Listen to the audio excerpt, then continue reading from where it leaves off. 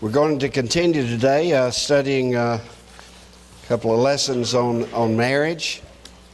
And some of you may think, I don't need this, but what you need to do is listen, take notes, and you may have an opportunity to help someone else who has that same problem, that same need. I'm happy to report that Richard told me we've got another commitment in on our Forge Fund, and so now we have over $300,000 committed to this fund so that we can build the addition to our building, the expanded youth facility, expanded fellowship hall, another adult classroom, and of course this is all going to be in the future because we got to have the money for it, but we're well on our way. I notice that we've got more than $60,000 already in and over $300,000 committed. So we're well on our way, and we appreciate your participation and continue to pray that this will take place in the near future. Well, last week I began the lesson by saying that the American family is in trouble, bad trouble, and that hasn't changed since last week. It's still in trouble. Marriages are hurting, and Christian marriages are hurting. Even those marriages that we once admired are hurting and are in trouble. When I first began preaching back in the 70s, I preached that 1 out of 4 marriages ended in divorce. By the mid-80s, I was preaching 1 out of 3 marriages ended divorce. And then when I got into the 90s, I was preaching 1 out of 2 marriages ending divorce. The last time I mentioned that, someone said to me, Don, that doesn't say much for your preaching, does it? Going from 1 out of 4 to 1 out of 2. And certainly we cannot blame the preaching, we cannot blame churches for this problem. However, I do feel that we have not done as much as we can in promoting the idea of having a safe, secure, fulfilling marriage for life. One man for one woman for life. This is God's design. Now, it's been my experience that 95% of the problems that cause divorce can be boiled down to 3 basic categories: sex, money, and religion. Those are the 3 basic. There's others, but those are the reasons. And in our society, the intimate sexual relationship, which God intended to be only for married people, it's become damaged goods. Recent study shows that many, if not most couples, will deal with the agonizing pain of infidelity. And so that's what we want to talk about today.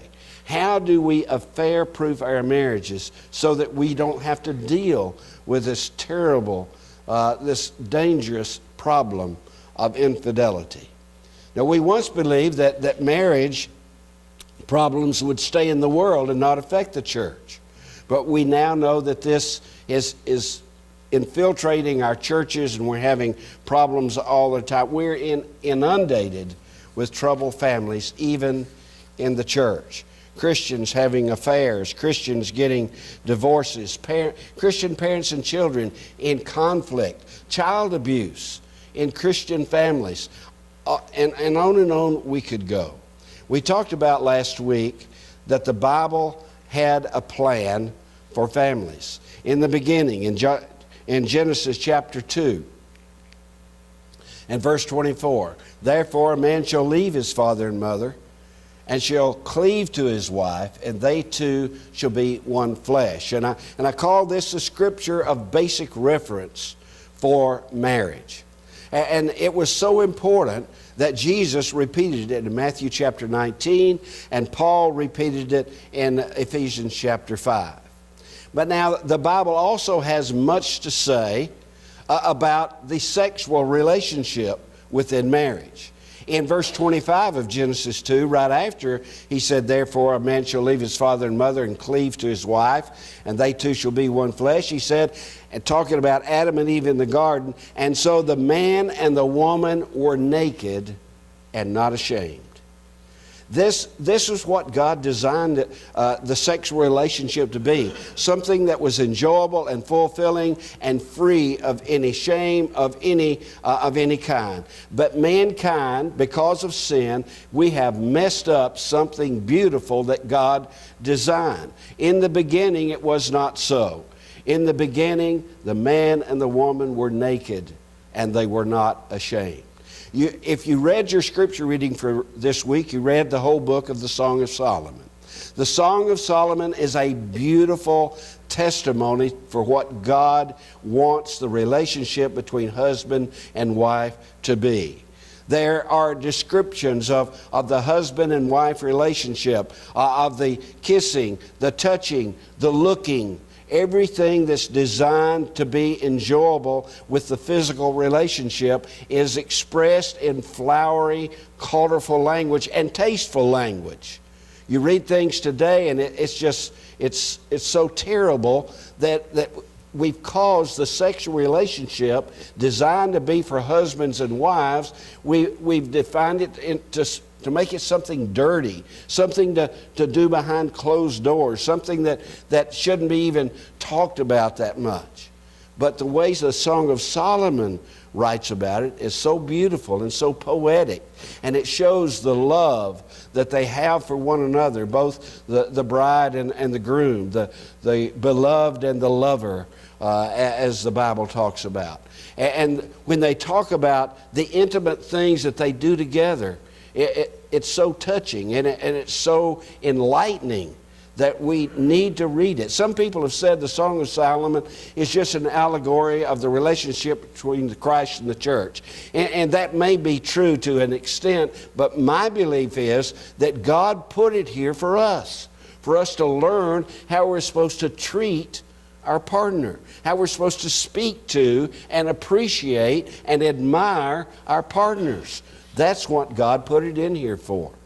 But now there are also warnings in the Bible about what not to do in this regard. Turn in your Bibles to Proverbs chapter 5. Proverbs chapter 5. And I'm just going to, this is certainly not everything that the wise man writes down in Proverbs about the marital relationship, but I want us to read this part just to get an idea. Proverbs chapter 5, beginning in verse 15.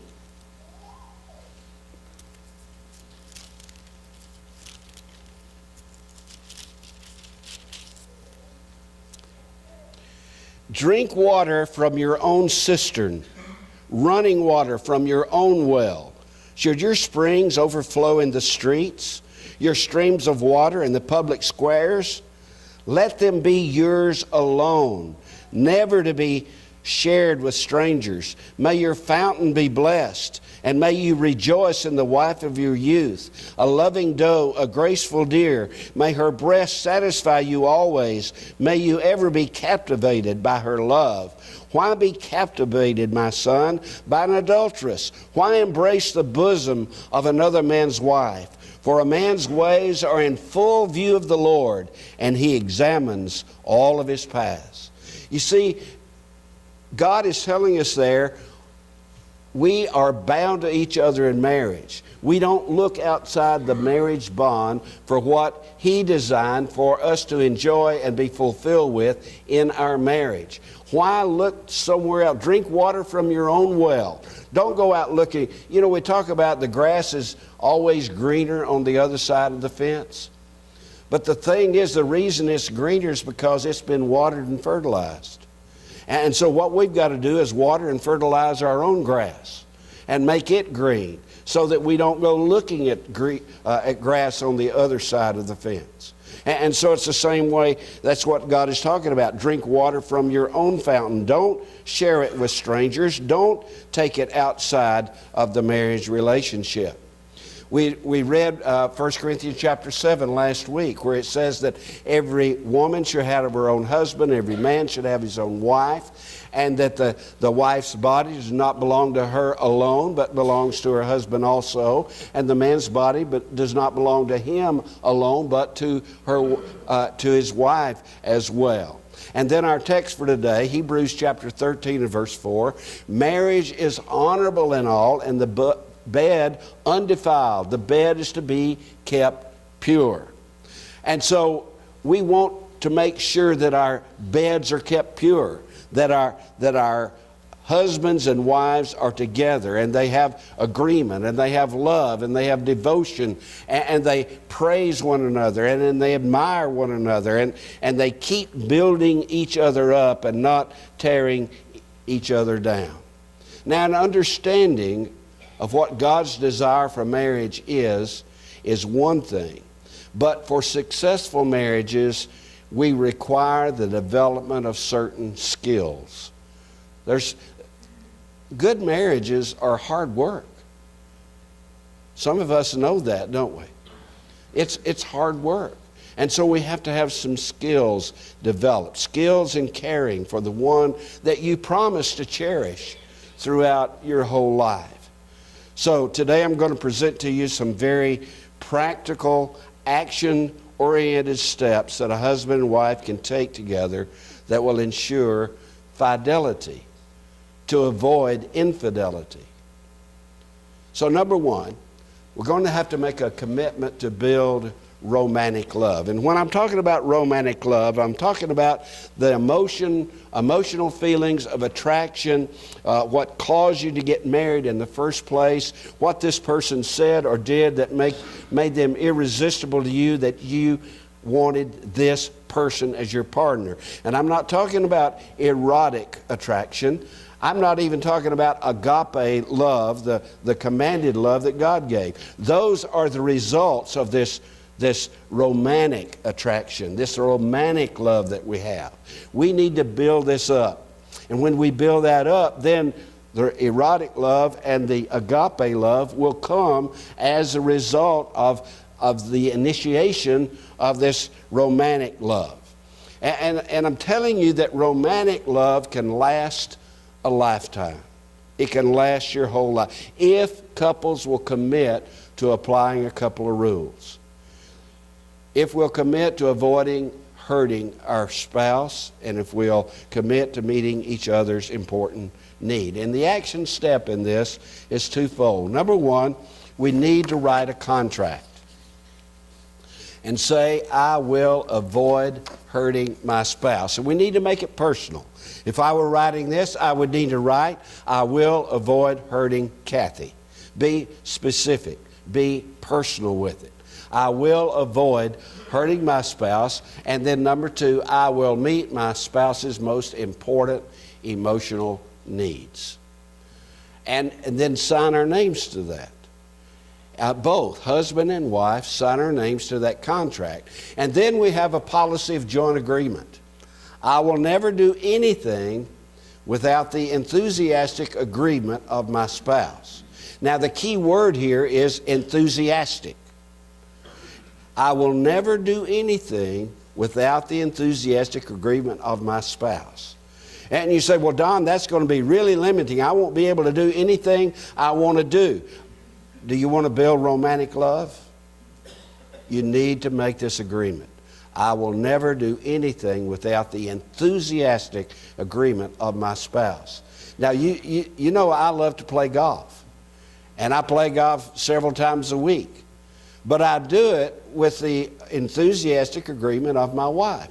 I'm not going to do it. If she doesn't want me to play golf on a particular day, if she doesn't want me to do it, I'm not going to do it.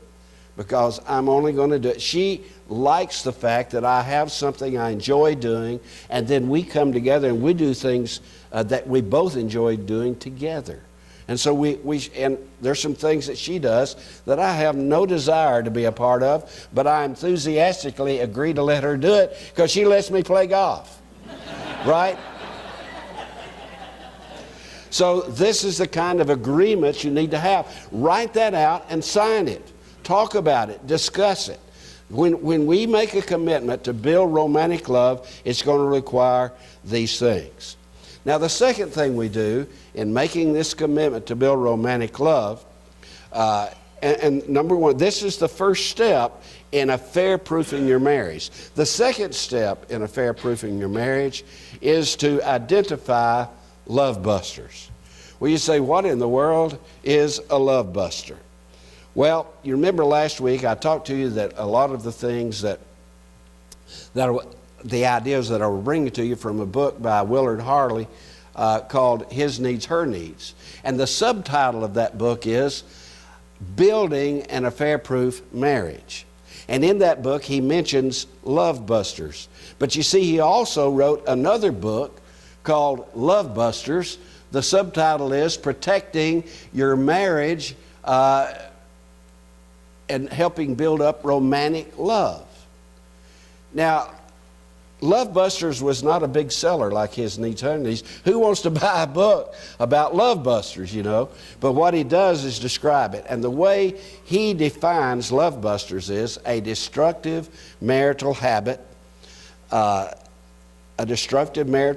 repeated behavior that causes the other spouse to be unhappy. You know, sometimes these things you don't realize at first you're making your spouse unhappy, but once you realize it, if you continue to do it, then you are going to deplete thousands of love units out of your love bank. We talked last week about the love bank concept, that pleasurable interactions add love units to the bank, but unpleasant or painful interactions withdraw from it. Love busters, some of the love busters can delete thousands of love units out of that love bank, and if you're not careful, if they're repeated, if you continue in them when they're unchecked, then you're going to empty that love bank.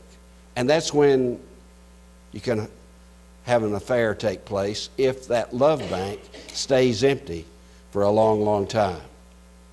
And so when these love busters are unchecked, then consideration and thoughtfulness, which is supposed to be a part of a marriage, turns into self-centeredness and thoughtlessness. That's what love busters are. They are self-centered, thoughtless acts, and it makes the spouse unhappy. And when that happens, then romantic love is the victim, and therefore hope, if that love bank stays empty, hope of a fulfilling marriage is nil. Now, it doesn't mean it will necessarily lead to a divorce, but it's not going to be a fulfilling marriage when that love bank is empty. So I want to talk to you about the 5 most important. There's other love busters, but these are the most common and the most dangerous love busters. Number 1 is angry outbursts. Angry outbursts. When we yell and scream about things and maybe even use bad language, that is definitely a love buster. Deliberate attempts to hurt the other because of anger, usually in the form of verbal or physical attacks. We should never have any kind of attack on our partner, whether it's verbal or physical. They hurt. It hurt. Words hurt. Fists and hands hurt. We don't want to. We've already made an agreement, see. I will avoid hurting my spouse. And so we can't have angry outbursts and still expect to have a fulfilling marriage. Another love buster is disrespectful judgments, attempts to change the other's attitude, beliefs, and behavior by trying to force his or her way of thinking through lectures, ridicule, threat, and other means. Well, honey, when you say that or when you do that, you make me feel this way. Oh, I don't see how in the world you'd feel that way. Why in the world would you feel that way? You don't feel that way. You're just saying that. That's a disrespectful judgment. They're telling you how they feel. You need to accept the way they feel. Another is annoying behavior, habits and activities that cause the other to be unhappy. And again, these are some things that you may have always done all your life, but you find out they make your wife unhappy or your husband unhappy, then you need to stop them. You can't afford to do that. Annoying habit, picking your nose in public or saying bad things in public, all kinds of things, leaving the bathroom in a mess, all kinds of annoying habits that can drive your spouse crazy. And then another love buster is selfish demands. Attempts to force the other to do something with implied threat of punishment if he or she refuses.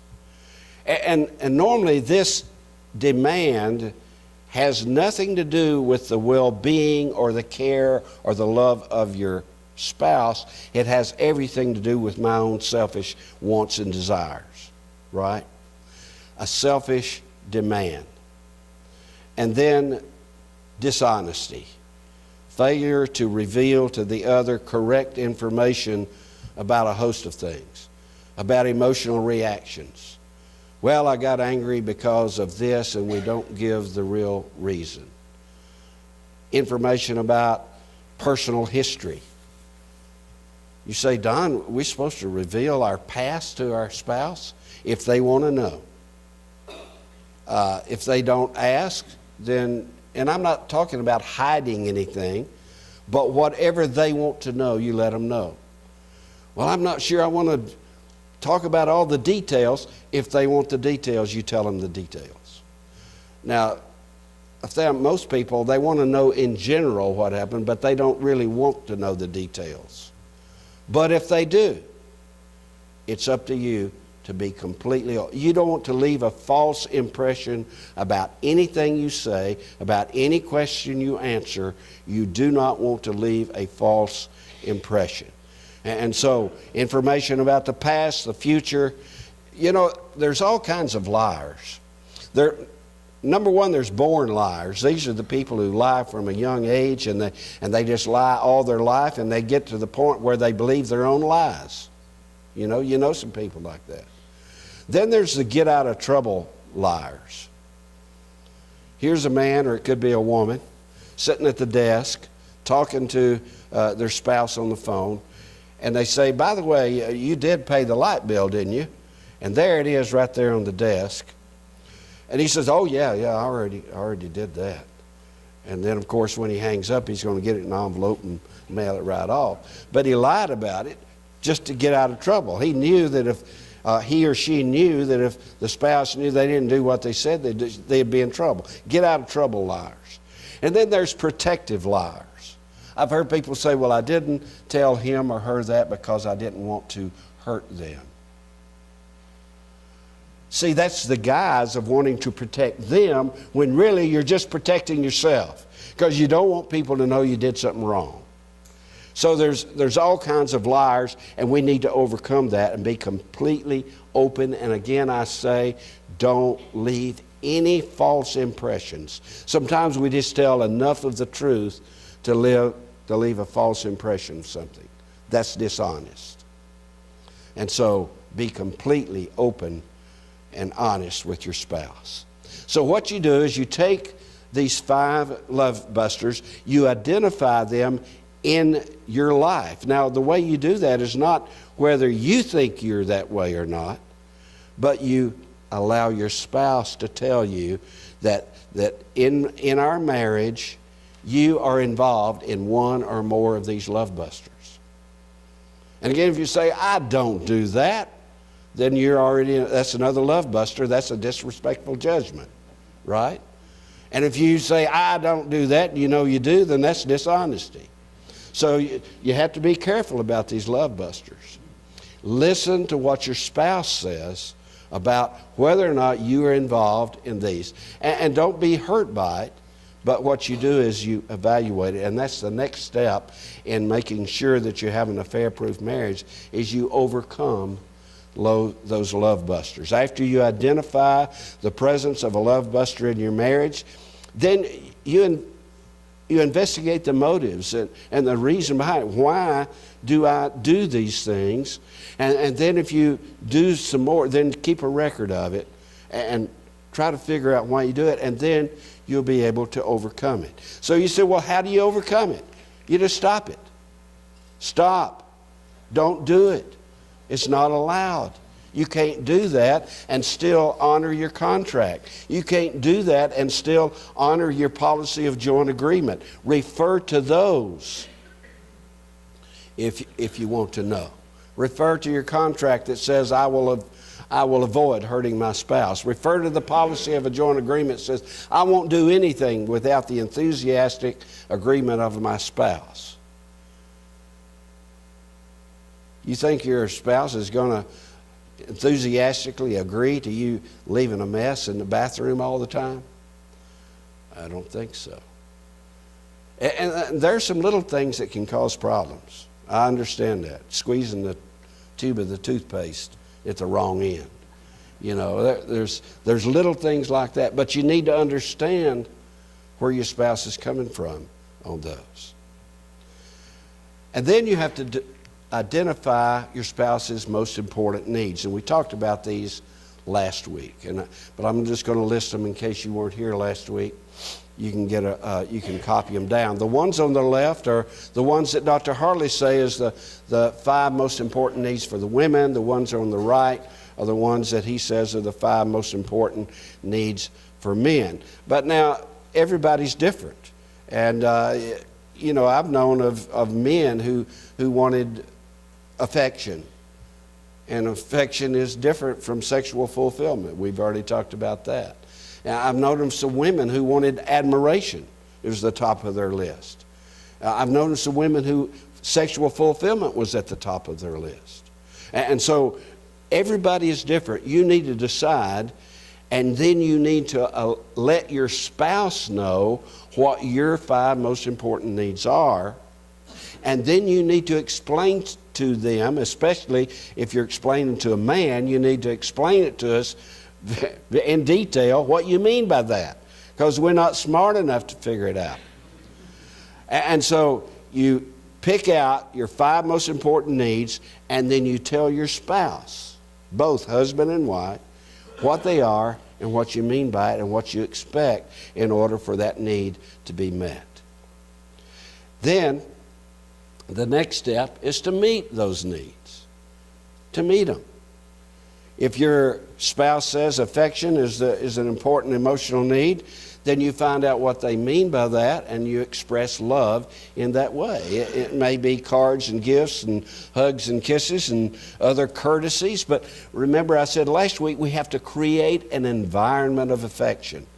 The whole household, the whole family, there needs to be an environment of affection, but just know what your spouse means by that if they choose that. If they choose sexual fulfillment, then you need to stop and understand your own sexual response and understand the response of your spouse and learn to bring the best of that together, that response together, so that the sexual relationship is mutually enjoyable and satisfying. If it's conversation, then you need to set aside time each day to talk to each other. Turn off the TV, lay down that newspaper, put the kids to bed. Sit down and talk about the day, about your feelings, about plans for the future, and when you're doing it, give your spouse undivided attention. That's what I mean by putting down the newspaper and cutting off the TV. Undivided attention. Listen to them with your eyes. If they choose recreational companionship, then you need to develop an interest in their favorite activities. And if you can't do that, then come to an agreement on something you both enjoy. Negotiate new activities that are mutually enjoyable. If it's honesty and openness, then describe your own positive and negative feelings from events in the past, your daily events, schedules, plans for the future, and so on. I remember when I was in Montgomery, Alabama, a young couple visited the church, and afterward they asked me if I would come visit with them that week, that they had a marital difficulty they wanted to deal with. And so I did, and I went by, and what it was, they had only been married a year or two. He was in the Navy, stationed in Montgomery. They were new in Montgomery. And they married like in their late 20s, and she had always worked, and she wanted to continue working, but he didn't want her to work. He wanted her to stay at home. He wanted her to be a stay-at-home mom. Well, they didn't have any kids yet, and so she was bored. I mean, it doesn't take long to clean up a one-bedroom apartment, and it doesn't take long to pay all the bills. That's about all she had to do. And yet, he worked, and then he was in a basketball league afterwards, so he wouldn't get home till 7 or 8 o'clock at night. So she was bored, she was lonely, and she was unhappy. And so we talked about that a little bit. And then the next week I went back, and oh man, everything had hit the fan. Because before I had seen him the first time, this man had made a phone call. She had gone to visit with her mother for a few days. And when she came back, she sat down, got the bills out. And there on the phone bill was a long-distance phone call to Mississippi. So she asked him, "What is this long-distance phone call?" He said, "Oh, that's my buddy Sam over in Mississippi." So she said, "Okay," and she was writing the bill, but she got to think, that's not his number. I've seen his number before. So the next morning, she called it. It was his old girlfriend back in Mississippi. Now, he said there was nothing to it. It was 2 o'clock in the morning. He knew that she got off from work late, and so he was up, and so he just gave her a call. He said, "There's nothing to it, I just called." But the problem was he lied about it. Now, if he had told the truth, would he have been in trouble? Yeah. But see, when he told a lie about it, now that destroyed trust. And when you destroy trust, you destroy a lot of other things. You destroy intimacy, you destroy conversation, you just destroy so much. And so, honesty and openness, tell him or her everything, is so important. Physical attractiveness, keep physically fit with diet and exercise. Dress and look the way your spouse finds you attractive and tasteful. When Kathy and I got married, I had a flat top. She said, "Don, I want you to grow your hair out." I grew my hair out. Now it's getting harder and harder to do now, but I grew my hair out. I liked my flat top, but I grew my hair out. People say, "Don, I think you'd look real good with a beard." Well, I agree. I think I would too. But Kathy doesn't want me growing a beard.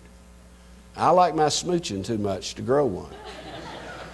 And so whatever your spouse thinks is attractive, that's the way you need to dress.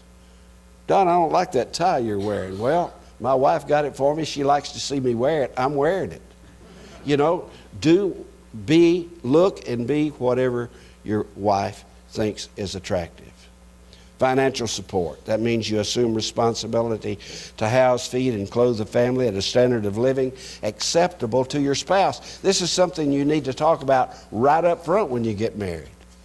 What is acceptable in this financial support? And domestic support the same way. Create a home environment that offers a refuge from the stresses of life. Make whoever says this is one of my emotional needs, whether it's the husband or the wife, create for them, make them the king or the queen of that home. Domestic support. Family commitment. That means you schedule sufficient time and energy for the moral and educational development of the spirit of the children, including the spiritual education of the children. This is important. If going to your child's ball game means you can't play golf or go fishing on Saturday, you better go to the ball game. That's family commitment. Admiration. You need to understand and appreciate your spouse more than anyone else does. You need to show respect and pride in your spouse. When someone says one of my emotional needs is admiration and appreciation, that's what you need to do. Now, These are the things you got to do, but it's up to you then to create the plan on how you're going to form these new habits. But actually, it's easier than you think. I've said a lot of things here, but if you'll think back, think about the things you did, think about the things you said that caused your spouse to fall in love with you, that caused your spouse to think you're irresistible.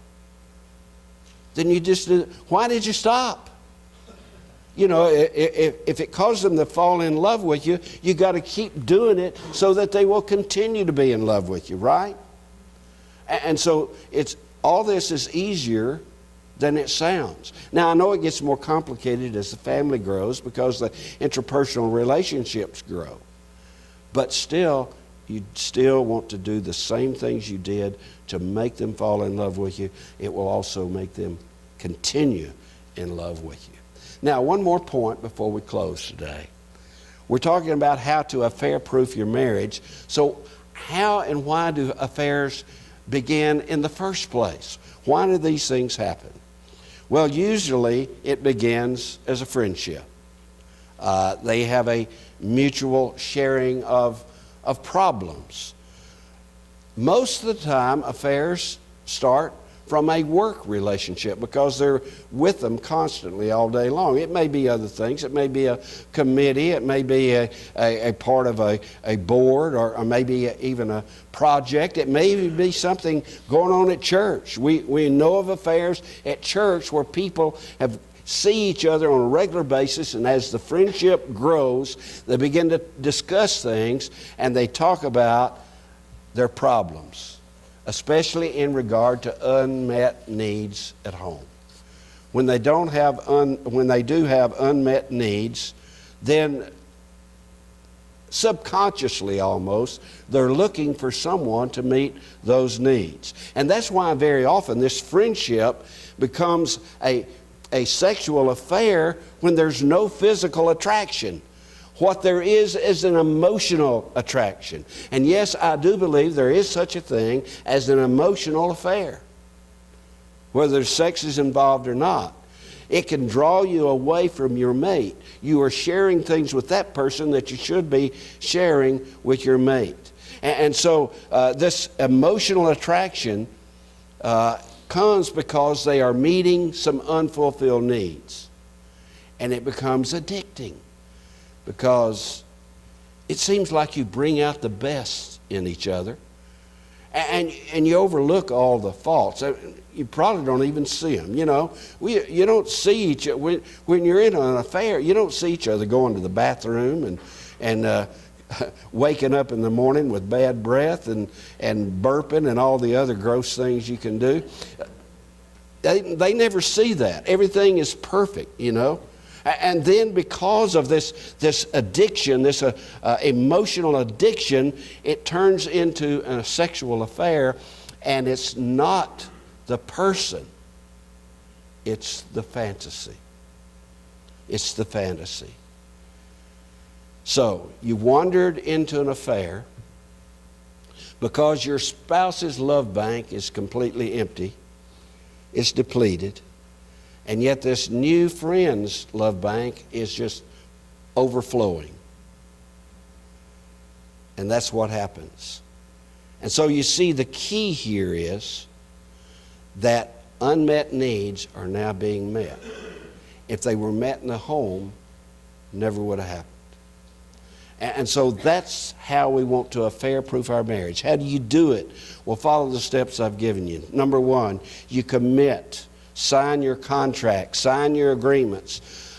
Identify and avoid those love busters. Identify and meet those emotional needs. And when you do that, you not only build romantic love, in a marriage where it's depleted, you can restore that romantic love again. You'll go from being incompatible to irresistible, just the way you were when you got married. Now, last week I said that I don't see how any marriage can last very long without God being in your life. Jesus must be Lord of your life in order to make all these things work. And so if He's not Lord of your life, if God is not the center of your life, I urge you to make Him so, and do it right now while we stand and sing together. Wandered far away